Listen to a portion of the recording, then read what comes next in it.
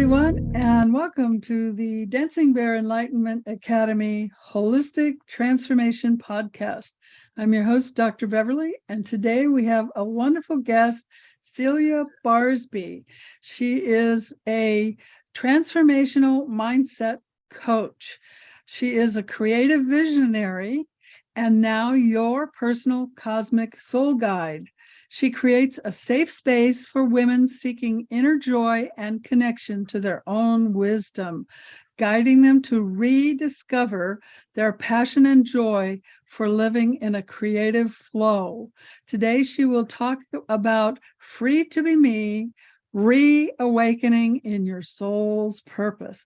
Welcome, Celia. Thank you. Thank you so much for having me on the show. Thank you. We're glad to have you. So tell us your journey. What is your special journey? What has led you to do what you do and how you help people? That's a beautiful question. Thank you. I love sharing my journey.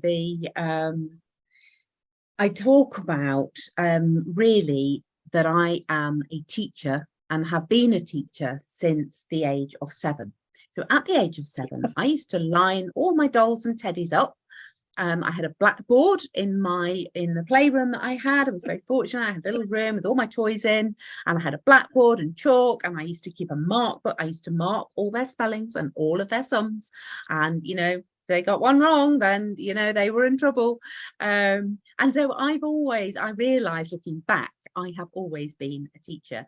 I then recognized that when I was at school myself, I loved explaining to my friends, even as I moved through secondary school. I loved talking to them. They'd go, "Oh, I can't do this." And I would be able to explain, and I would be able to give them examples of how to understand. And then, of course, I reached my slightly stroppy, probably adolescent, teenage years when I was thinking about a career, and I went, well, I'm not going to be a teacher, that's for sure. And my mum was a teacher, my aunt, my uncle, my cousin. I'm going, well, I'm not going to do that. And so what happens often for us with the universe gives us situations and presents to us, and we resist. And what we resist the most is usually what the universe really wants us to do. And because I had to fall in love with, yes, I loved teaching, as a child, but I learned to love teaching and explaining and helping people and guiding people as an adult. And, a good teacher doesn't just give out the information. They actually help that person to really connect and engage and understand and embody that learning. And so I learned about being a teacher. I also talk about, in my own journey, that our deepest wound is our greatest medicine. So let me unpack that a little bit. When I was 10, I very suddenly lost my dad. I went to school one morning, and that was the last I saw. And that was a deep wound, as you can understand. Childhood bereavement back in those days, there was no counselling, there was no sort of conversations about how was I managing and what was I experiencing, and that just wasn't a thing back then. And for a lot of people, that experienced trauma as a child, that we didn't have those tools that we do today.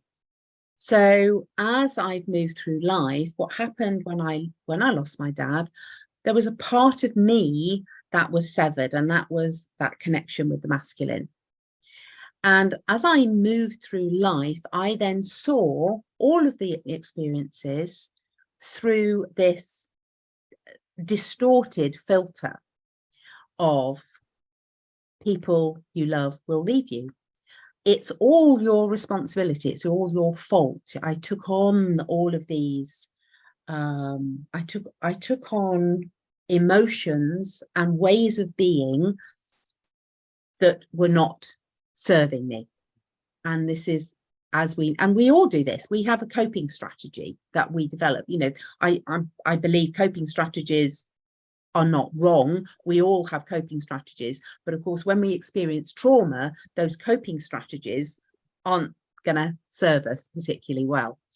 So my journey has been one of transformation, of healing that wound, and in doing so, discovering that this is medicine that I get to bring to other women, that I can say, this is my transformation. These are some of the tools that I've learned along the way. This is what I've picked up on my journey that I have found enable me to transform that wounded child story into something that can support others. So that is my gift. That's beautiful. Yeah, that's what we hope everyone can do, is turn whatever negative event in their life into something positive, a learning experience, and then share that with others so that they know that they're not alone. Yes. Yeah. And women have had a lot of trauma. Yeah, you know, and it's the we grow up, you know, with all the layers from our parents, not just our mothers. You know, it's our I mean, my dad experienced, you know, moved through the Second World War, you know, and I mean, he died before I was able to talk to him about that. And I do sometimes, you know, have that conversation almost with him and go, I can't imagine what you went through. But we absorb all of this energy, and that it impacts how we move through life. I think the piece that wants to come through is, you know, I was quite talkative as a child, funnily enough, you know, and it was the be quiet, sit still, don't make a fuss, don't be seen, you know, keep quiet. And then we take that through into our relationships, and then that impacts on everything that we do in life. So that piece about speaking your truth, of do you feel safe enough to say what you feel, you know, in a relationship, that is huge. And thinking of a time when I didn't feel safe. Well, then you're in the wrong relationship. That's my opinion. If you're not safe saying what you feel, you're in the wrong relationship. Exactly. Yeah. It took me a few years to work that one out. I guess I was always a rebel, because I started arguing with my dad when I was 3 years old. We disagreed on just about everything. The downside is I was beaten a lot. Which made me just numb. And you know, you couldn't hurt me. By the time I was 12, you didn't matter what you did to me, you couldn't hurt me. So it just gave me all kinds of resilience. And then of course I had to get over that. So, I know what you mean. Women need help, but I was strong enough to, you know, create defense mechanisms to protect myself. But that's what needs to be healed. So it's great that you're able to help women heal that and move forward from it. So that, and you know, I mean, your story proves that the healing allows you then to serve other women, serve the world. You are bringing that, you know, because if we're going to be able to serve, then we get to work through our own dramas, traumas, you know, whatever we've experienced. Powerful story. I feel for the women who don't know that they have the strength to overcome it, and that there's people like you who can show them how and lead them through that, because that's really important. It's and it is an inner knowing. It's that there is a different way of doing things that comes out. And I think it was interesting. You know, before we came on to the call, I lean into what wants to be said. You know, my garden party contains 15 magical keys, and there's always one of them that wants to be talked about more than the others. And so I'm learning to trust that my usual reaction when I test which one. I use muscle testing. I test which one, and I go, I still say, are you sure? Are you sure that's the and I go, yes. Oh, okay. And then, because then that allows me to really lean into, okay, what is the most important thing that the audience need to hear in this episode? And what's coming through is that you may just be on the start of your journey. And the start of your journey means that you've got this image, this place that you want to go. Because what's quite interesting, if we use the analogy of a sat nav, the first thing you put in to your sat nav is where you want to go. You don't put in where you're starting, but you're going, this is where I want to go. Perfect. Now, where am I starting from? And then we look at the gap. How am I going to get there? Do I have a choice of routes? Am I filled up? Is my car roadworthy? Have I got enough fuel? Have I got enough sandwiches to eat on the way? You know, and that's how we plan our journey. And that's what the start of the journey is all around, is where do you want to go? Where do you want to, and I talk about how do you want to be at some point in the future? How do you want to be feeling? Because that's the place you want to be, is, you know, it's not particularly, oh, I'm going to be in this country, living in this house. But how will you feel? How will you feel when you get to this place? You know, for me, it is about freedom and joy and passion and loving life. That's how I want to be. Where am I now? And this is absolutely my journey. Not that long ago, where I went, I know how I want to be, and this is where I am now. How do I get there? You know, how do I journey? And the big piece is, do you give yourself permission to get in the car and to set the sat nav and go, right, I'm ready to make this journey. So that permission, and because, you know, I think it's owning that, you know, I can't give you permission. Dr. Beverly can't give you permission. You have to give it yourself. You get to give yourself permission to say, yes, this is what I want. And when you do that, the universe then will, because you might go, I have no idea how I'm going to achieve this. How am I going to manage this journey?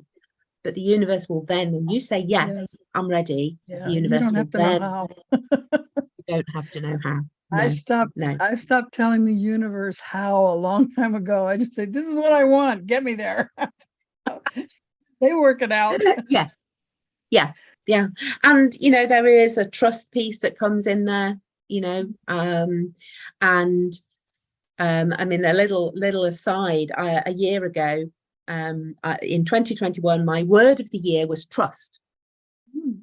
And it got to the beginning of December, and I was thinking, oh, get a new word of the year. What's it going to be? You know, and I start listening in and look at my journals and my writing.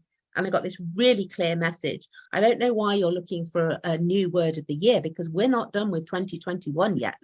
We've got a whole month of trust. I went, okay. Oh, good. You mean I can't move away? And it was that I got to give up my job, my paid, secure work. It was, if you're going to do the work we want you to do, you're going to create the space, and you are going to trust the universe to show you the next bit. That's beautiful. I get the chills every time I tell this story, because it was okay, fine. And, you know, that was big step. You know, I said to my husband, I'm not going to resign today. And he looked at me and he went, okay. And I said, but I am going to resign after Christmas. And he went, okay. So let's see where that garden path leads us. I want to do two things just for the audience. If you're in the United States, a sat nav, she's talking about the GPS. Oh, sorry. You don't go. that now. When you first said it, what? Oh, you What? mean a GPS? GPS. Um, Thank you and for the that other is, translation. you talked about the keys. Is that human design keys, or what? You define the keys. You talked about those. What are those? Okay, let me talk about the keys. So in order to talk about the keys, I need to come back a little bit to the book and what came through when I was writing The Garden Party. What came through was a charm bracelet that was given to my mother by my dad on their wedding day. And he gave her a blank charm bracelet, a gold bracelet with links that you hung little charms. Are we good with charms? Okay. Yeah, we got a charm bracelet. Yeah. And each year he would choose a charm to go on the bracelet that represented their year of something that had happened, something they'd worked through on their journey together. And when I was thinking about my own journey, the charm bracelet just popped in and went, I want to be seen. And I went, oh, okay, right. So these are the keys, as in a door key, that sort of key. So those charms became the keys because these are the way in to unlocking the medicine for each stage of your journey. So those are the keys. But they are magical because they come from magical charms from that original charm bracelet. So the first charm was a St. Christopher, who of course is the patron saint of travel and journeying as we journey together. And I talk about, maybe there's a symbol that comes forward for you on your journey. And what often happens if you say, do you know, I keep seeing spirals everywhere, I keep seeing triangles everywhere, I keep seeing something, or numbers, and I'm quite into my numerology, so it might be that you start seeing something that's cropping up and you go, okay, that's a message. It might be a flower, it can be anything. And as soon as you make that, you give yourself permission to say, yeah, I'm going to start my journey. And the first thing you will be given is something to support you on your journey, in the same way that we pack our sandwiches if we're going on a long journey. So that would be the key. It's the key to unlocking the mystery. Okay, that makes sense. Good. Hope that helps. Yep. Okay, so what you mentioned that you use certain tools that you help people with. You want to talk about any of those tools? Sure, yeah. I mean, I've touched briefly on energy. I believe we are ultimately just energy. So even those words that we say when we talked a little bit about speaking your truth, actually those words carry energy, positive and negative, as actually if you get to have that conversation with somebody, the words that you use matter. So we talk about the energy around us, we talk about our boundaries, our sovereignty, creating safe boundaries, which is very much on an energetic level. And I also use creativity because I believe when we connect with our creative self, usually hugely guided by our inner child who has such wisdom for us, when we allow that inner child to be healed, she can actually, he and she actually, I think we've got both, that creativity can bring us beautiful messages and medicine. So I use creative play. Sometimes it's literally coloring a page, what color wants to come forward. So it's linking that energy as well, with the colors of the spectrum that want to come through to us. What other tool? Those really are my main two. That's what I would really focus on. I mean, yes, I do meditation. I give people meditations to listen to. My favorite is Stop and Smell the Roses. You can see the roses behind me, because we don't stop to pause and go, wow, look how far I have come. Let's just stop and pause and be in gratitude. I talk about a gratitude practice. So these are just some of the tools that get woven into the work that I do. I think that's so important. So often people are judging themselves against other people rather than how far they have come in their own journey. Yeah. Only yardstick you can use. Yes, absolutely. Yeah, definitely. I mean, yes, it is, isn't it? It's beautiful. You know, if we decide we want to get fit, you know, we might start by walking, and then we're going, well, I can't run as fast as Usain Bolt, you know, and you go, well, so what? He's been doing it a while. And the comparison queen is an interesting aspect of the inner critic who, you know, pops up every now and again. But that's so important. So I work a lot with limiting beliefs and the inner critic who's you know is the voice of fear and is there to help you. But yeah, gratitude practice is I found to be transformational when we just stop and see the things around us. There's so much to be grateful for. Even today, I mean, today in the UK has been cold, but because it's so cold, the sky is clear, the moon is looking amazing, and you go, this is just, what a beautiful morning. And you go, you know, you drop into a different energy when we can connect with gratitude. Yeah, I agree completely. And you have a special gift for our audience, workbook and invitation for free 1-hour discovery call with you. Tell us about that. So it's really to invite people to connect with this idea of starting your journey and just unpacking that little bit, journaling about it. There's some sort of activities in the workbook for you to do. There's a gratitude page, so you can see how I work with my own gratitude practice. So there's some ideas if you want to dive a little bit deeper into the conversation that we've had today. And I also invite you, if something comes up for you, or you want to know more about my work, or you just want to say, look, I'm doing this sort of journey, and this, you know, I found myself, you know, I know where I want to go, I know where I am now, but I'm struggling to give myself permission, or I can't quite see the roadmap.